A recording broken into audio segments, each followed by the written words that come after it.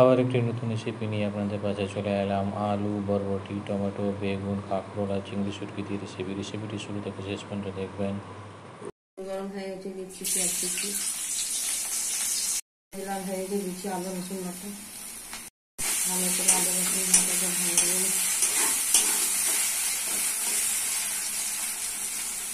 রসুন লাল হয়ে গেছে, দিচ্ছি মশলা, হলুদ গুঁড়ো 1 চামচ, লঙ্কা গুঁড়ো 1 চামচ, জিরা গুঁড়ো 1 চামচ, ধনে গুঁড়ো 1 চামচ, লবণ 1 চামচ।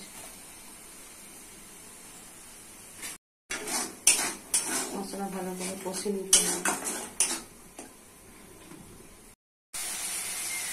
মশলা কষা হয়ে গেছে, চিকেন দিচ্ছি, ভালো করে মশলাটা কষে নিতে হবে।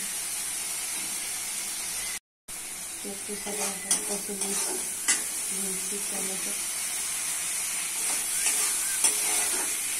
ভালো করে কষে নিতে হবে মশলাটা।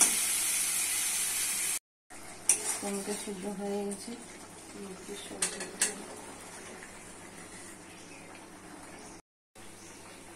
ভালো করে মশলার সাথে কষে নিতে হবে। এইভাবে কষে কষে রান্না করে দিতে হবে।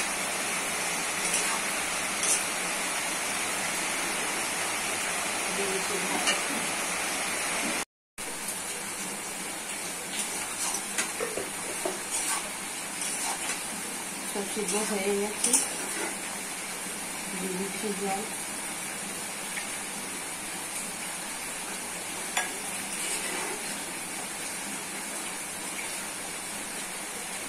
দিচ্ছি ভাজা জিরে গুঁড়ো, হয়ে গেলে রং করে দেখাচ্ছি। রেসিপিটি রেডি হয়ে গেছে। কত সুন্দর, কত টেস্টি। বাড়িতে করে খাবেন, পরিবারকে খাবেন। সাবস্ক্রাইব করবেন, সঙ্গে থাকবেন, পাশে থাকবেন।